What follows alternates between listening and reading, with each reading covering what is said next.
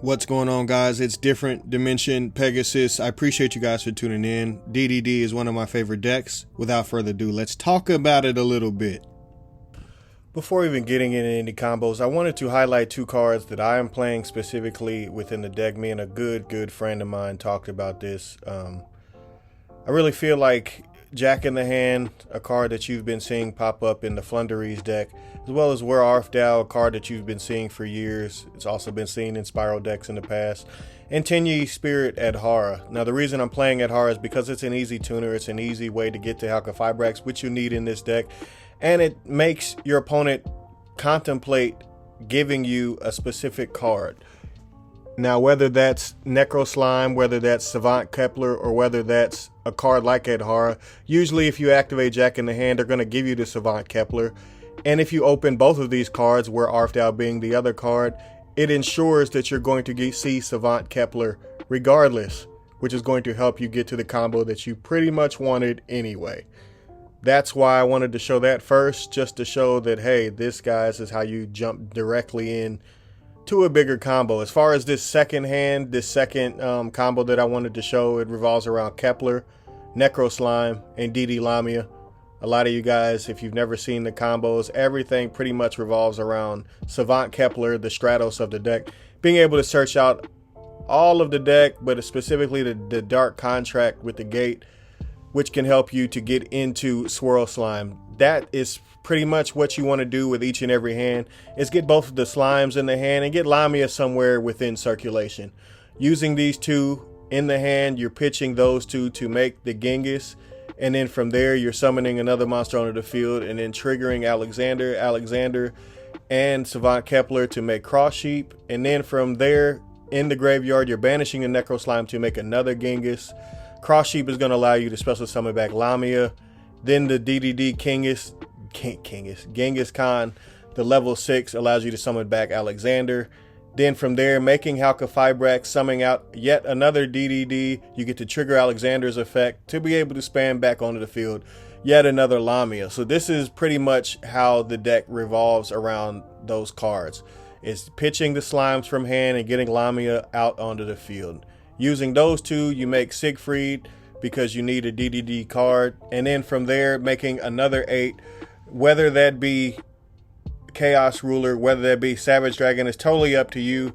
I highly recommend the Savage Dragon being in your extra deck, but in case you bricked, the Chaos Ruler can unbrick this deck much in the same way that it can for Drytron. On your opponent's turn, you would then use Needle Fiber, as well as the Formula Synchron, to go into a card like Satellite Warrior, or in the future with Baroness. Baroness is going to be an easy addition to the extra deck.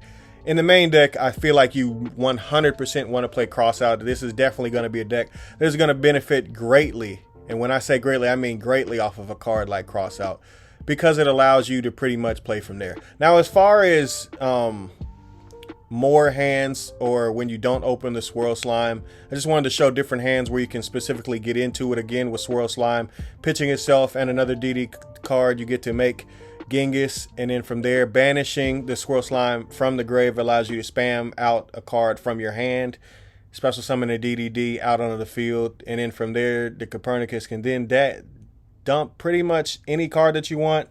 Usually it's going to be Lamia or the Necro Slime. Necro Slime, and if you didn't open it, is obviously the card that you want to select. And then from there, being able to spam back Lamia out onto the field allows you to get into a Halqifibrax play. So every single play revolves around that same exact play over and over and over again. Each time, you're pretty much getting Alexander and Genghis out onto the field. But in this specific scenario, I wanted to show why you actually need the High Flame King Genghis, or the executive version of it, because when you special summon something that's a higher level, it allows you to spam back even more cards onto the field. There's no real difference besides that in Genghis, except for that it helps you to spam back out bigger monsters, which can help you keep going inside your combo. Summoning out Siegfried, then triggering the Genghis, the Flame executive one, to be able to special summon out Alexander. And then from there, using Lamia's effect by dragging that Genghis down into the graveyard, you get to make a card like Crystal Wing. Obviously on your opponent's turn, again, it's the same thing. And it's the same type of setup where you can interrupt your opponent with either a Baroness or a Satellite Warrior, which again pops monsters on your opponent's side of the field. In this specific hand, I wanted to show another combo. If you open a DD Ghost, which is another tuner inside of the deck, I feel like you should at least play 4 in this deck, 3 being a LAMIA, 1 being a Ghost. I could recommend 5 as well. It's really up to you. Just kind of wanted to show the same kind of combos. Again, they revolve around the slime cards. So again, if you're trying to learn this deck, and this deck is not very easy to learn, that is the quickest way that I can explain how in the world you play a deck like that. Again, with DD Ghost, when it's sent to the graveyard, you get to send another copy of another card that you have in your graveyard by targeting it. That meaning you get to have 2 Necro Slimes in your graveyard, which gives you additional fodder to be able to summon out some other stuff. And then from there, triggering Alexander again, and then adding another card into the chain, you pretty much have another Crystal Wing, another form of disruption, and all of these things pretty much revolve around 3-card combos. Now, the 3-card combos aren't necessarily the most powerful thing in Yu-Gi-Oh! Obviously, 1-card combos, the closer you can get to 1-card combos, the better. But in this specific scenario, I really feel like this deck is the most powerful of specific decks that have 3-card combos. And there will be a 2-card combo at the very end of this video.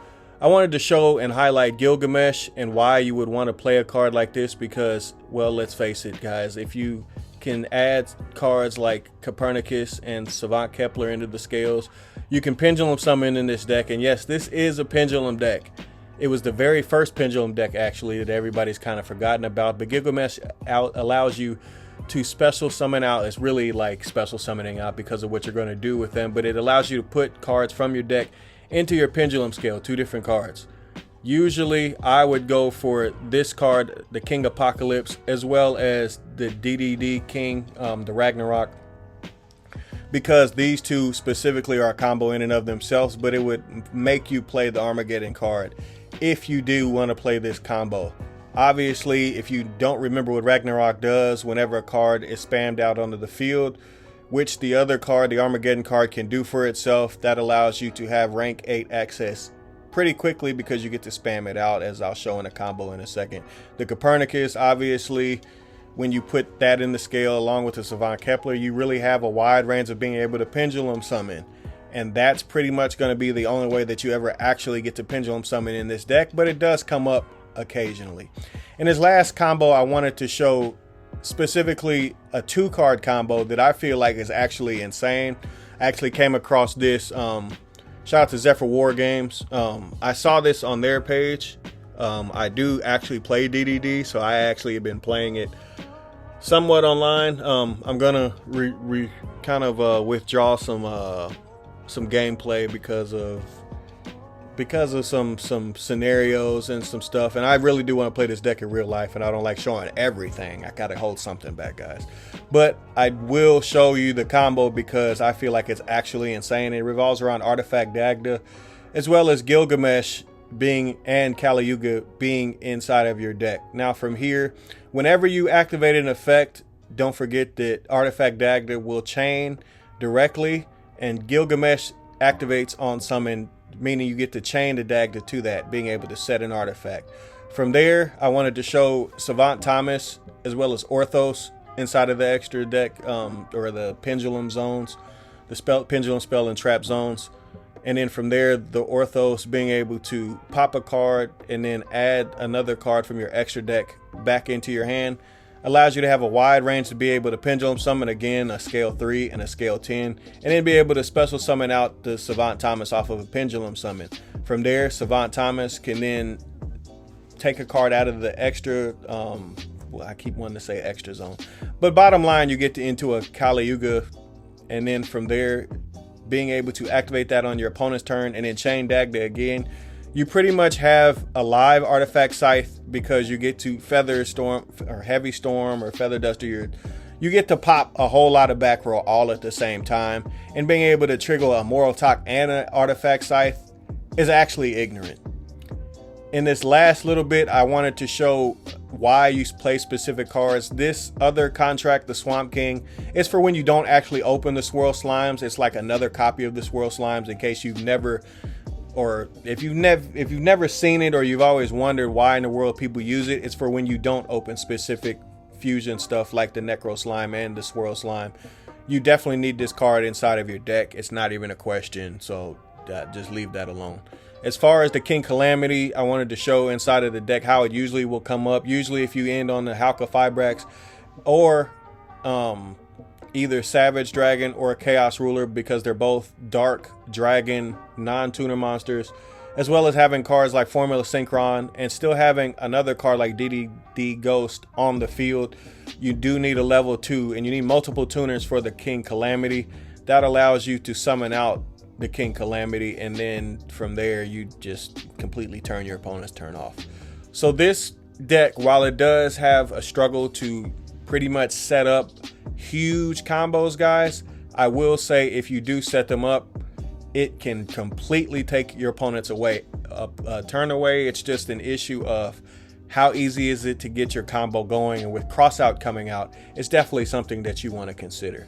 Moving into the deck profile, in my personal opinion, guys, I really feel like a deck like this, you just don't have the space. You can figure out where to put hand traps in here, and then obviously where the side deck stuff is, there's a lot of different options, which I've already kind of talked about. But I'm playing 1 DDD Ghost. I feel like you should play 2, but I really feel like I can get away with 1. 3 Lamia, 3 Necro Slime. Necro Slime again is the one that can help you to fusion summon by banishing it from the grave. And whenever you open both of the slimes, you really have something. The Copernicus really is an Armageddon Knight for the archetype. And it can happen whether you special summon or normal summon, just in case you forgot.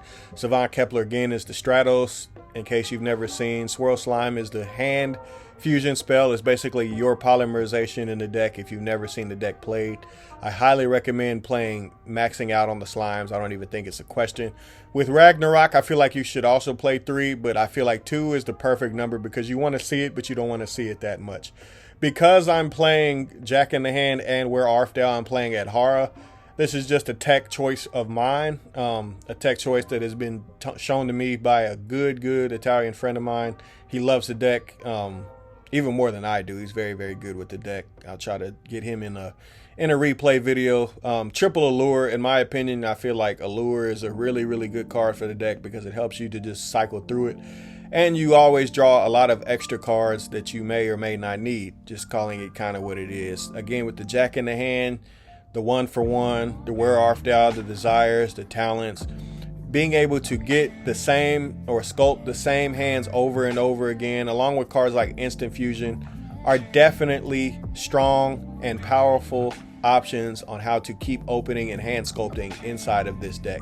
When Crossout does come out, I 100% feel like this is a deck that will greatly benefit off of it, because if your normal summon, the Savant Kepler, usually gets cracked, you're kind of in a bit of trouble and you will need to maybe build around that going forwards. I do feel like you can get away with this deck in and of itself the way I have it built. This isn't actually a skeleton. This is how I actually play it online, and I just forgo trying to even play hand traps for the most part, just because it's a rogue deck and I just know that I just can't afford to draw the hand traps. I need to get 2 and 3 card combos as fast as possible and punch through anything that my opponent is doing. With the floodgates, I wanted to remind everybody, in case you forgot, with Siegfried, you can pretty much either protect them or turn them off. And that's really, really good. If everybody can remember when the deck first came out and Vanity's Emptiness was a thing, Siegfried could protect it, which is insane. And then shout out to Soul Calibur. Siegfried is my favorite character. If you've ever played that game, Soul Calibur, you know how strong he is. So I've always thought this is kind of an homage to him. And a lot of people have never really noticed that the deck is basically a breakdown of all of the great inventors over time and some other stuff. I don't know how that ties in with DDD, but it is what it is. Again, I talked about Baroness in the profile. I talked about Kali Yuga already. I could have talked about some of these other cards, including the Requiem. I just don't feel like a lot of these cards are necessary or pertinent. And in the Savant Thomas Kali Yuga Artifact Dagger thing, I have to kind of make sure and make certain of myself that it's actually worth playing. I do feel like Kali Yuga is nuts. You guys have seen it in those quick launch and well, not quick launch, whatever in the world the rank up spell is called. I've always kind of liked Kali Yuga. It's a really, really, really powerful card, as everybody already knows. but I just don't know how lethal that combo is. I definitely think it's a strong going second version, but it may be a combo that I would want to particularly play when I know that I'm going first. I don't think I'd want it in my main deck, but I mean, it just is going to be up to you. I feel like you either want to go all the way to it and support it, or you just want to have a deck that can be resilient going first or second. And I feel like this deck is as resilient as it can be without playing the hand traps. And I definitely feel like other rank 6s, whether that be M7, whether that be Beatrice, are definitely options you should consider. Guys, I feel like this deck is very, very interesting. It definitely is one of the hardest decks I've ever played, but I feel like it's still an issue if you know how to play it. And this is how I play it. I hope this has helped you out. Appreciate you for tuning in. I'm out. Pegasus out. YG, baby. Ciao, Baylor.